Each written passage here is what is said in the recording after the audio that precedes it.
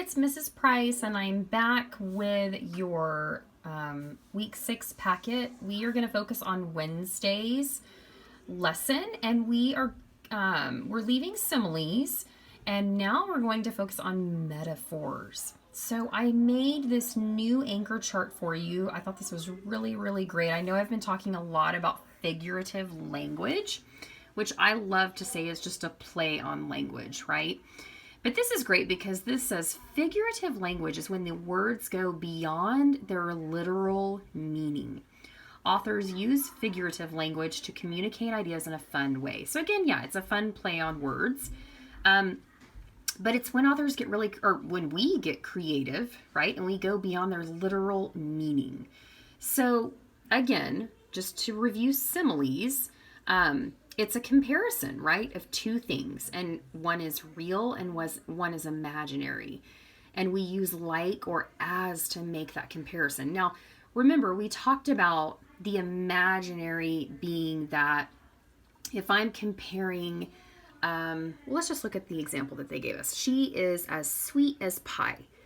Well, pie is the imaginary term because a person can't be a pie, right? They're a human. But we know that pie is really sweet. That's what makes it so delicious, right? And so that's just saying that someone apparently is really, really sweet. So sweet that they're as sweet as pie. Okay, but today we're going to move on to metaphors. And I love this anchor chart right here. It tells you, and I'm going to kind of zoom in, a metaphor compares two things. So it's a lot like a simile, right? They're both comparing two things without using like or as. So you're not going to see like or as in metaphors like you did in similes. And it says strong metaphors will suggest that two different things are similar. Okay, so they gave a really great example. Instead of you writing, "My room is a mess," which that is a perfectly fine sentence, but if you really want to play with the language and get somebody's attention, you could say, "My room is a pigsty." Well, think about a pigsty, right? A pigsty is filthy. It's where pigs live. It's muddy and dirty and just gross, right? So again, you don't see the words like or as, but you do have a comparison. The comparison is between the room and a pigsty. And then I love this little caption down here. It says, "The author has a messy room and a pigsty is a messy, and very dirty place," in my opinion. The author doesn't really live in an actual pigsty, but the comparison helps the reader understand how messy the room is. And that's what I love, love, love about figurative language is that it is a play on language that gives us a really great, vivid picture in our mind of the comparison. So it gave us some really great examples. Instead of writing, "My classmates can be crazy sometimes," the metaphor that you could use would be, "My classmates are a bunch of wild animals." Some of you might feel that way this year. Instead of saying Sally is a sweet girl, you could say Sally is a little angel. Instead of writing "You're in trouble," the metaphor you could use would be "You're toast." Instead of writing she had beautiful blonde hair, you could use the metaphor "She had locks of gold."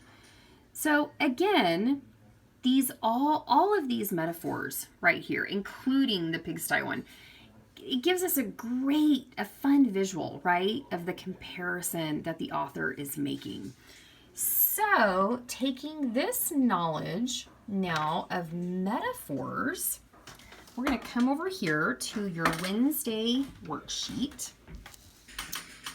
And now they've asked this question on each worksheet. What is it? And we just talked about what it is. And then it asks, when and why can it be used in everyday life? Well, it can be used anytime, right? You can use a metaphor when you're speaking. You can use it if you're writing poetry. Authors might use metaphors in books. I mean, you could use it anytime.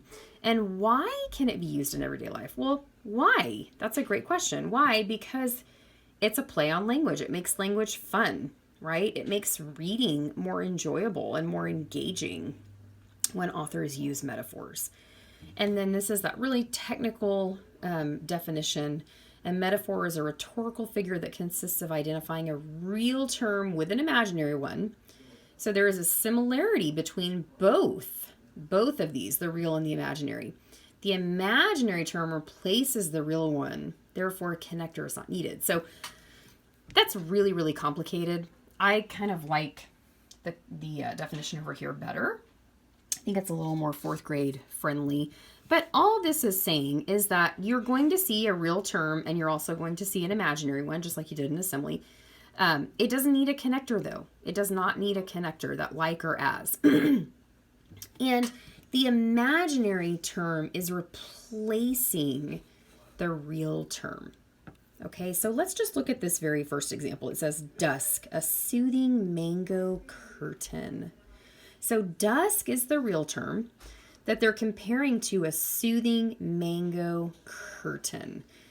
Now, that's imaginary because, well, a dusk can't really be a mango curtain, right? That doesn't make sense. A mango curtain would be something that you would probably hang in your house, and dusk obviously can't be that, right?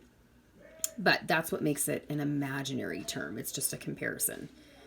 Okay, so down here, the directions that you're going to follow are a lot like the directions in the two previous worksheets. You're going to underline the real term in yellow and then underline the imaginary term in green. And you notice you're not circling or underlining any connectors because metaphors don't have connectors. Okay, so let's do number 1 together.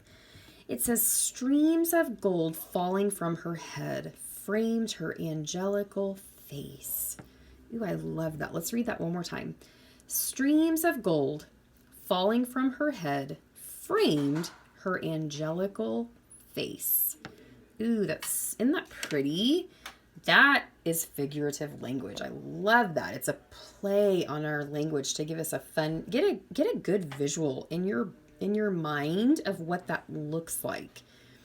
Right? Think of streams of gold falling from someone's head, and it's framing that angelical face. So let's think about that for a minute. I'm going to get my yellow highlighter. Now remember, you don't have to have a highlighter. It can be a crayon, a marker, whatever you want to use. And I'm going to underline the real term. Now, the first thing that they're comparing, their real term is streams of gold, right? Streams of gold. And then our imaginary term is the angelical face. That would be our imaginary term. Okay. Now, if you highlighted streams of gold falling from her head, you could highlight that entire thing because technically it is what you're comparing to her angelical face, right? It's all of it. So if you wanted to highlight that entire thing, you could. Either way, it doesn't matter. It's streams of gold is the real term. Okay, so we know that the two things that are being compared are streams of gold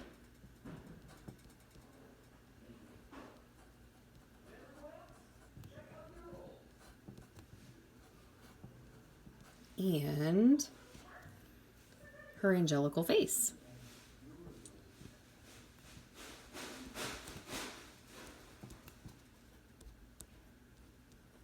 Okay.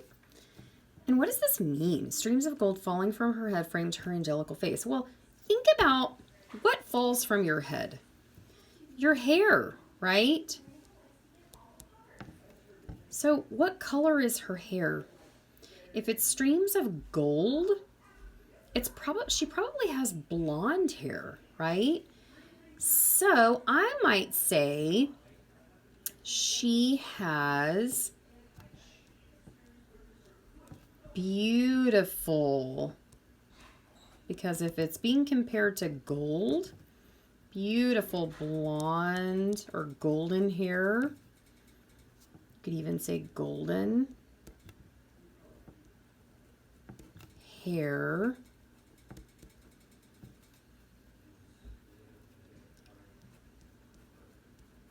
that, well, it's framing her angelical face. What do you think that means? So apparently she has beautiful blonde golden hair that frames,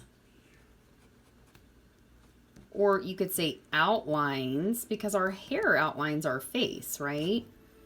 Outlines. If her face is angelical, what do you think that that means? Think about an angel, right? That's the root word of angelical. An angel is probably just has a beautiful, sweet face.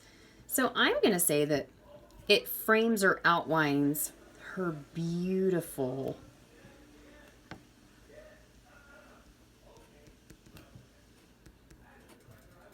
sweet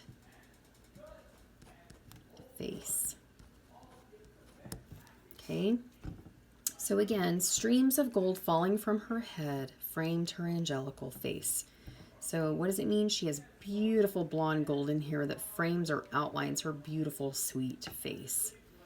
Apparently she has beautiful blonde hair. She's a beautiful girl, is what this is saying. That's the metaphor. Okay? Okay, so you're just going to do that for each one of these metaphors. So I'm going to read this one. Your eyes are two bright stars. Ooh, I love that one. The moon, a tiny little piece of cheese. That's fun. The white cotton balls floating in the sky. His arms are two steel rods.